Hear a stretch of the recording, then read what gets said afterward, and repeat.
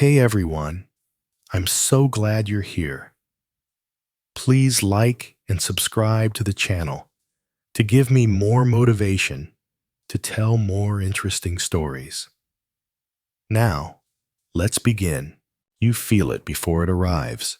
Not the wind, not the waves, the weight.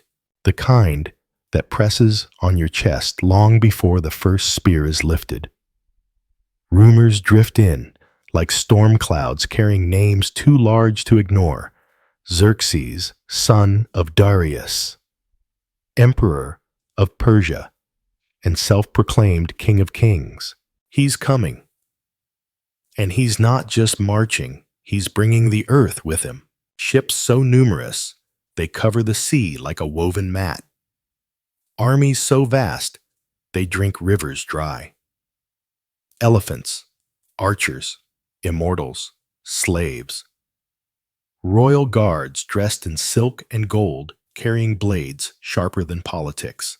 You are a Spartan, and you've been raised for this, a mainstream historical fact. By 480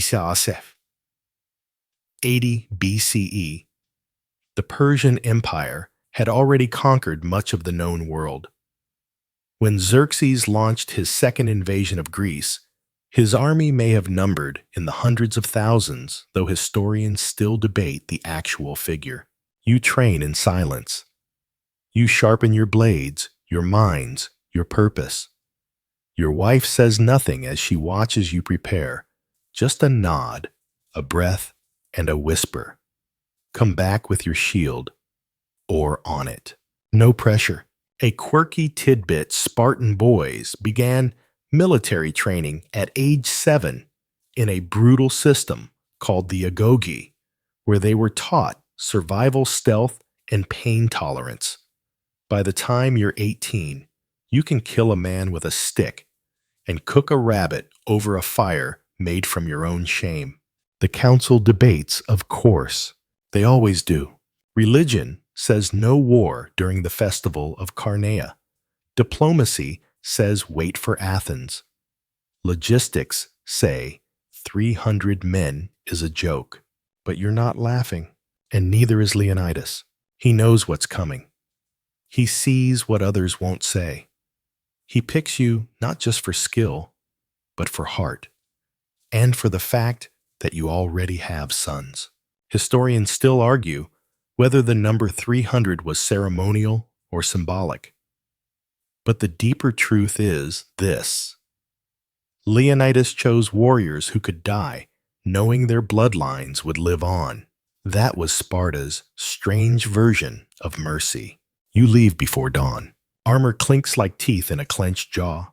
No horses, no banners, just men. Your feet hit the road to Thermopylae, a narrow pass between cliff and sea that will become the most legendary funnel in history. The ground is hot, the sky is quiet, and still you march, because when a god king sends a storm your way, you don't wait for the rain. You sharpen your blades, and you meet him in the pass. You're walking toward death, but it doesn't feel like dying. It feels like purpose. The road is dry beneath your sandals, dust clinging to your calves like memory. Each step away from Sparta makes your thoughts sharper. Each mile closer to Thermopylae makes your silence heavier. Leonidas walks ahead, not grand, not booming, just steady. You follow because you trust his instincts more than your own heartbeat. He's not a man of speeches. He's a man of selections. And you were selected. Mainstream historical fact. Leonidas, king of Sparta, was one of 2 co-rulers at the time, chosen more for his lineage and martial skill than political savvy. When he led the 300 to Thermopylae, he knew it was a suicide mission disguised as strategy. There were no promises. He didn't say you'd win. He didn't say you'd return. He said you'd fight. And in Sparta, that's a full sentence. You pass villages, already abandoned food stores, torched to prevent feeding the enemy.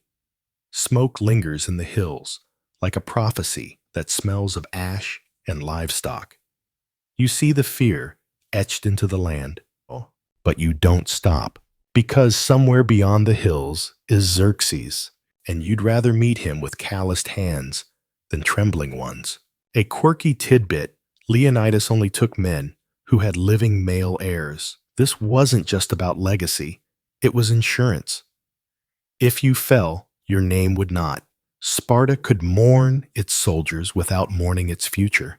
The campfires at night are quiet. No wine, no flutes, just sharpening stones and nervous glances. You sleep under stars that feel closer than usual. You wonder if the gods are watching. If Ares is cracking his knuckles. If Athena's just annoyed, this whole mess is happening during her olive harvest. Historians still argue whether the decision to send only 300 Spartans was strategic brilliance or reckless martyrdom. But it doesn't matter now. You're too far from debate and too close to destiny. Then one morning you arrive. Thermopylae, the hot gates, a narrow strip of land between sea and mountain. The cliffs on one side, the crashing surf on the other. The perfect choke point. It feels like a trap. But this time, you are the trap. You plant your feet in the dust and look east. The sun rises over the water, and with it, the promise of tens of thousands of enemies.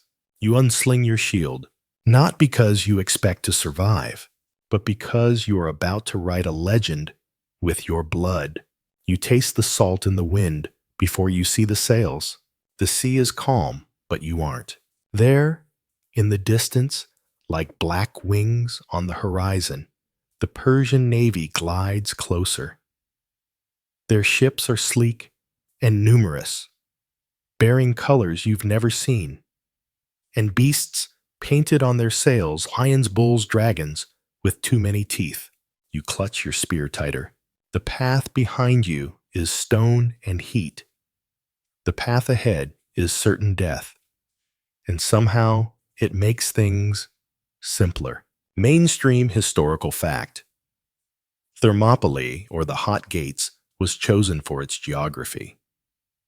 The narrow pass neutralized the Persian numerical advantage, allowing a small force to hold off a massive army. It was one of the earliest examples of terrain as equalizer in recorded military history. The pass is barely wide enough for a handful of chariots side by side. Perfect.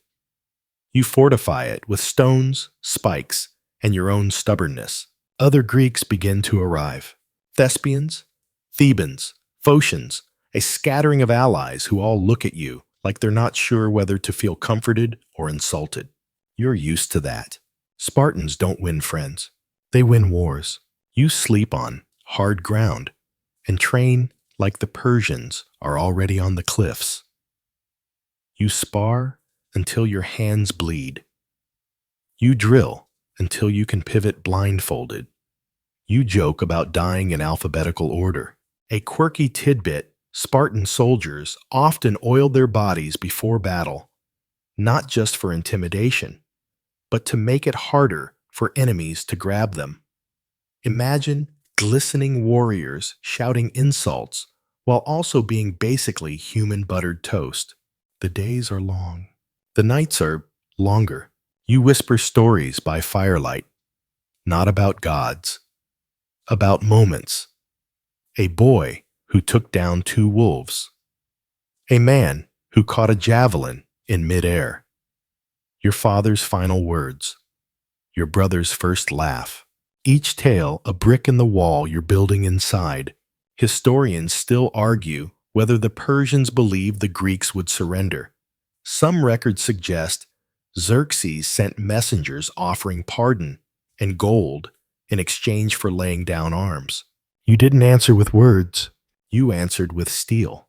And one morning, the world shifts. Trumpets in the distance. Drums. The kind of rhythmic thunder that makes the earth sweat. They're here. The Persian army doesn't just arrive. It rolls in like a wave that forgot how to end.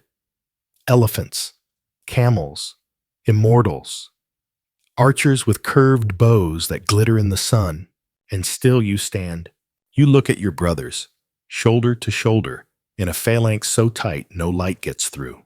You nod, the ground quivers, and you breathe in. Not fear, not pride, just fire. Because now, the gates are closed, and you're the ones holding the key. The enemy isn't just massive, they're beautiful. Silks that shimmer. Shields polished like bronze mirrors. Rows and rows of soldiers with matching armor and matching faces so clean, you wonder if they've ever had to actually fight for their lives. You're not impressed. You're not here for a parade. You're here to bleed and make it cost. Mainstream historical fact. The Persian army at Thermopylae included the elite immortals, a unit of 10,000 soldiers, so named because their number was instantly replenished when one died. They were skilled, disciplined, and terrifying. Just not used to mountain warfare, Xerxes sends an envoy, because of course he does. He offers titles, land wealth if you just kneel. Leonidas doesn't blink, doesn't flinch. He just says the words that are still echoing centuries later. Come and take them. A quirky tidbit, Spartans were known for their dry, cutting sense of humor, laconic wit they called it. It was almost an art form. That famous line, molon labi, was less a threat and more a professional insult with a spear behind it. So now the Persians know what you think. And now they send their first wave. You hold the line. Shield, locked to shield shoulder, pressed to shoulder, the phalanx breathes like a single beast. They come in loud. You answer in rhythm. Push, stab, pull, reset. Push, stab, pull, reset. You feel your knuckles split under the grip. You feel the weight of a man fall forward onto your spear. You feel his last breath slip against your neck like warm fog. You don't stop, because neither do they. The first wave breaks against you, like water against a dam. The second, louder, angrier, tries to rush through, but they slip on the bodies of the first. You shove, you press, you scream into the metal storm. The smell is something you never forget. Iron, sweat, something that might be fear. Something that might be yours. Historians still argue whether the Persian losses were as catastrophic as Herodotus claimed. Some say tens of thousands fell. Others believe the numbers were inflated to mythic proportions. Either way, they retreated. You didn't. That night you sit beneath a sky, smeared with ash and blood. You sharpen your blade beside the fire. Not for glory, for tomorrow. Because they will come again, and you will still be here, still holding this pass, still refusing to die quietly. Sleep doesn't come easy when the world wants you dead. You lie on stone sweat, sticking to your back like guilt. The fire crackles, but no one really talks tonight. Not after what you saw. The Persians kept coming, and you kept sending them back piece by piece. Mainstream historical fact. Over the course of the 3-day battle, the Greeks reportedly repelled multiple direct assaults from Persian forces using tight phalanx formations and superior terrain positioning. It wasn't until the final day that the line finally broke. But now you rest, sort of. The sky is bruised purple. You count stars, then count comrades. You lost a few, not many, but enough to feel it. Their shields now lean against rocks.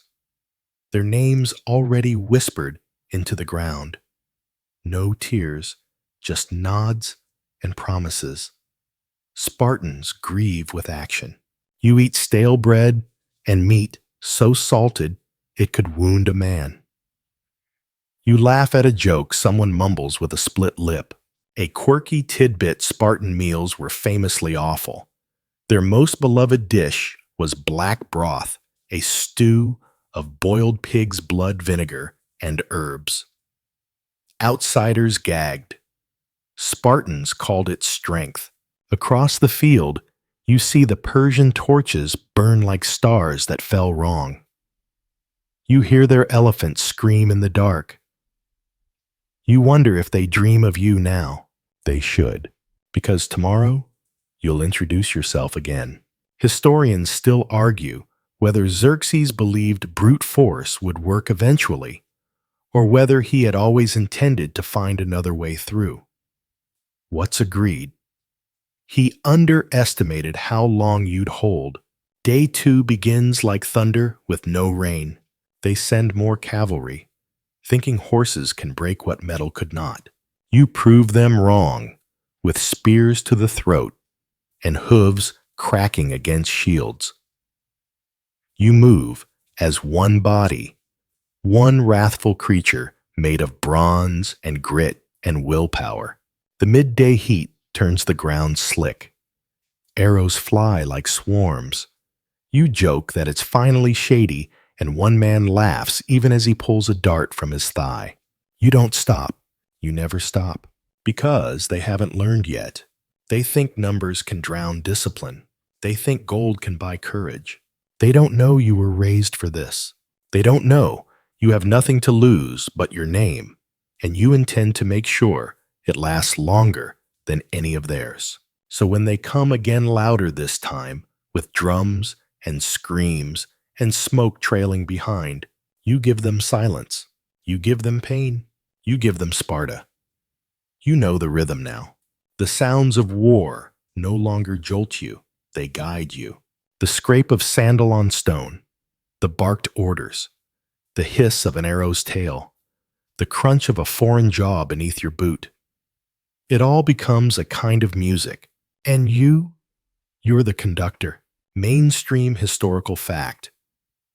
Spartan military training emphasized coordinated group tactics above all. The phalanx wasn't just a wall. It was a breathing, thinking formation where each man's shield protected the one to his left. Failure wasn't personal. It was treason. They come again. Different faces. Same mistake. You meet them with cold eyes and a warm blade. You lose track of time. The sun rises and sets like a flickering torch you're too busy to acknowledge. Your arm burns with the strain. Your legs tremble beneath the weight. But still you push. Push, stab, pull, reset. The pass runs red. The stones are slick with stories that will never be told. You step over names you'll never know, but you don't hesitate. A quirky tidbit Spartan warriors would often groom themselves meticulously before battle, combing their hair, polishing their armor, almost like preparing for a festival. To them, looking your best for death was the ultimate act of defiance. You pause only long enough to wipe blood from your eyes with a strip of cloth that once belonged to a friend. And then you fight again, because this isn't about the battle anymore. This is about the moment, the message, the madness that says 300 men can stop an empire. You start to notice something. The Persians flinch. Not all of them, but enough. The front line hesitates before charging. Their formation isn't as tight. Their faces hold something new. Doubt. You watch Leonidas step forward, spear in hand, sweat glistening off his shoulders like bronze paint. He doesn't speak. He doesn't need to. He just stands, and they stay back. Historians still argue whether the Greek resistance at Thermopylae truly shook Persian morale, or if it was just a footnote in a much larger campaign. But you don't feel like a footnote. You feel like a blade aimed at the throat of fate. Then comes the silence, a quiet thicker than the blood, drying on your greaves. No arrows, no drums, just waiting. You scan the cliff edges. You wonder what they're planning, because they've stopped rushing in. And that never means retreat. It means they found another way. You see it in Leonidas's eyes before anyone speaks. Something's shifted. Something's wrong. A runner arrives, dusty, panicked breath like a torn bagpipe. He doesn't need to say it, but he does. The Persians found a path. Mainstream historical fact.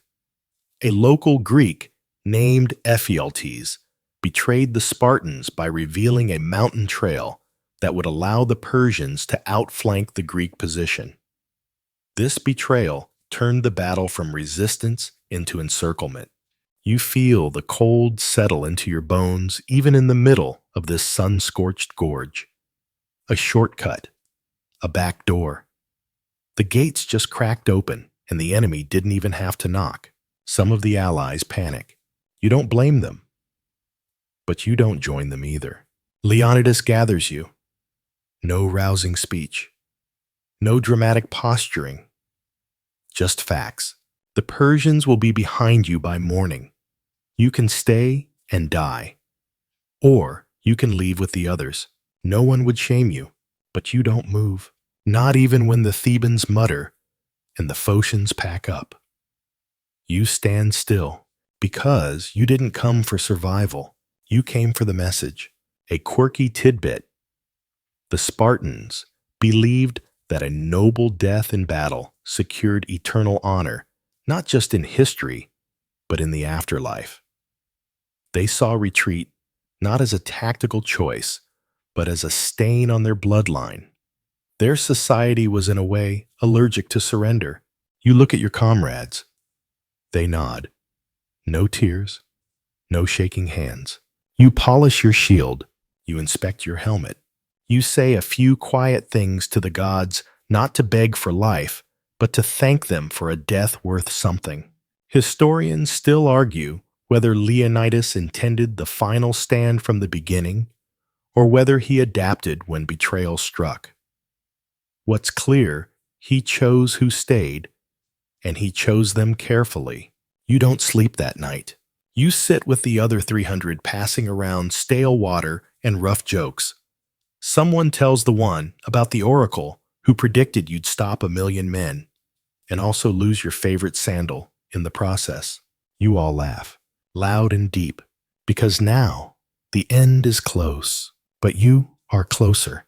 You sharpen your blade with a stone that feels heavier than before. You whisper a name, maybe a son's, maybe a wife's, maybe just your own. And when the stars start to fade, you rise, because the sun is coming, and so are they. Morning breaks like a drumbeat. No time for bread, no time for prayers. Just bronze leather, and the echo of your own heartbeat, thudding in your ears like war's metronome. They come from the front again, but now also from the back. You are surrounded, and it feels like freedom. Mainstream historical fact. On the final day of the Battle of Thermopylae, the Persians launched a full assault from both directions. Leonidas and the remaining Spartans fought in a widening circle, refusing to retreat, knowing their deaths would be remembered. Your phalanx shifts, tighter then looser. No longer holding ground now, just holding each other. Spears break, shields crack. You fight with whatever's left.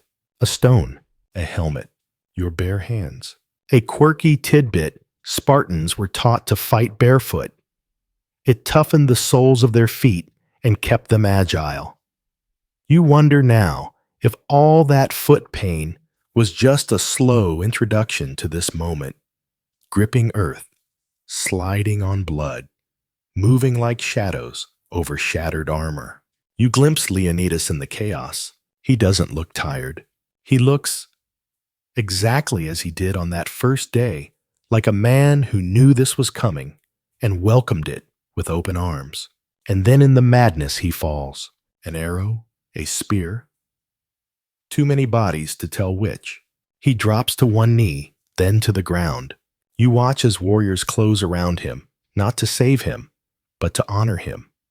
His death is not the end. It is the match tossed into dry kindling. You roar louder, you fight harder, not for survival, for rage.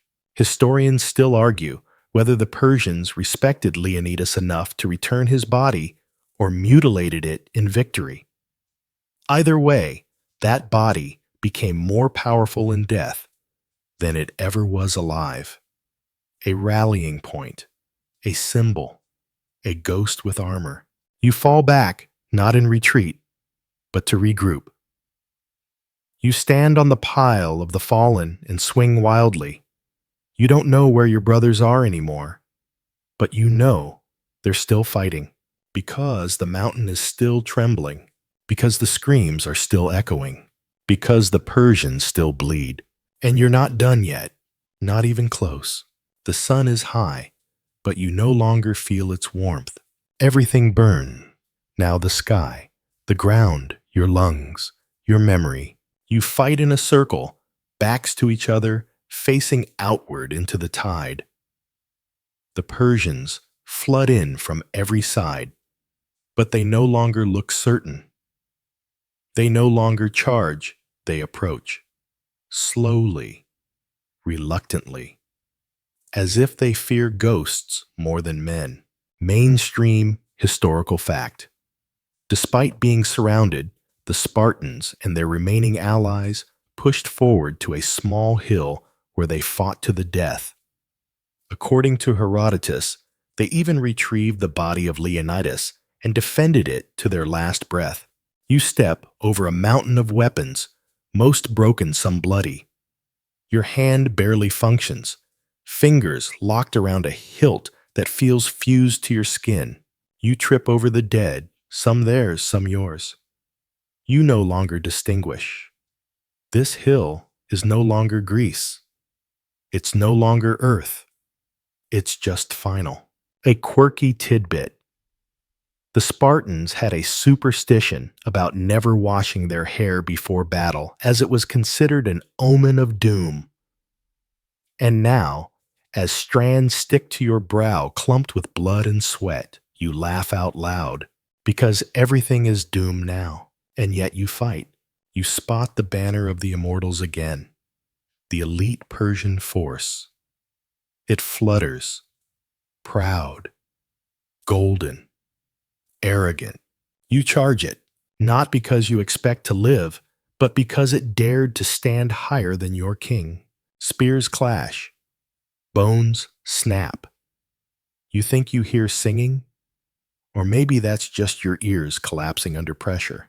Historians still argue whether the Greek morale ever faltered in that last hour. Some accounts speak of roars and defiant chants. Others say it ended in eerie silence. You wouldn't know. All you can hear is your breath and the metal in your mouth. You're struck in the side.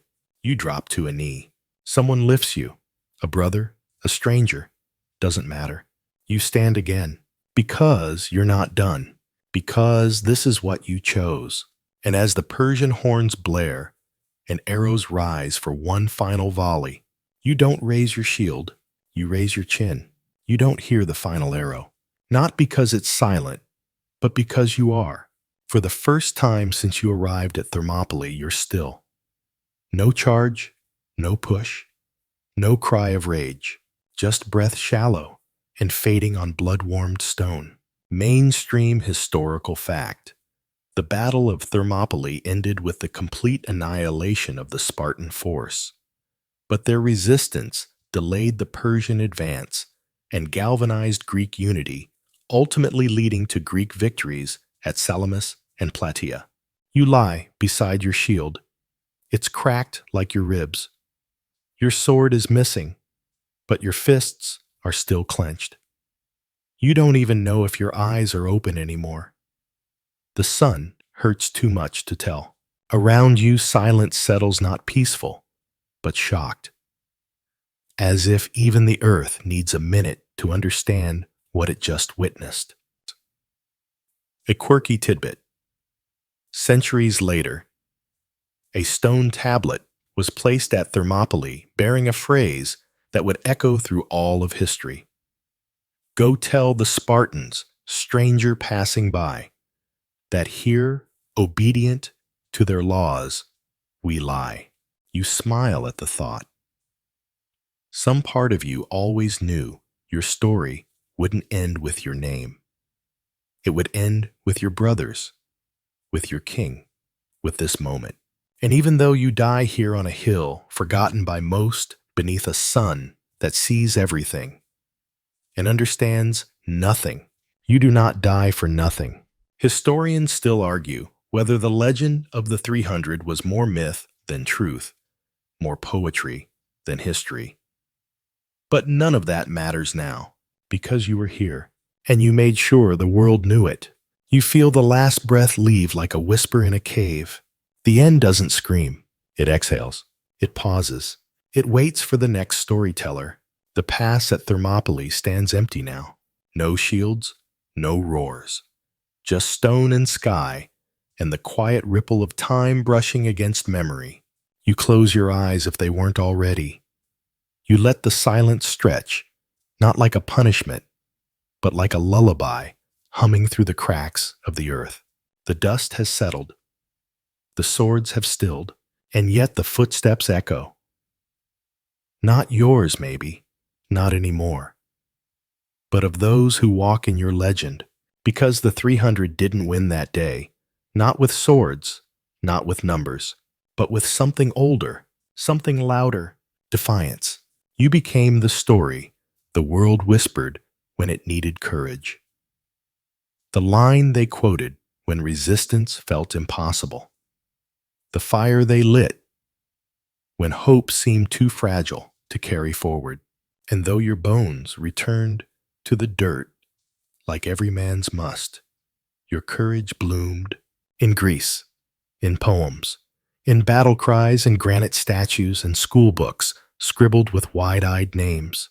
You became more than soldier. You became a reminder that even when the odds crush your lungs, even when betrayal bleeds through the cracks, even when the enemy surrounds and the sun won't rise again, you can stand. You can stand. And sometimes that's enough to shape the future. So now as the winds rise and the valley cools, you slip away. Not broken, not defeated, just remembered. A name carved into the silence. A voice that still says, "Come and take them."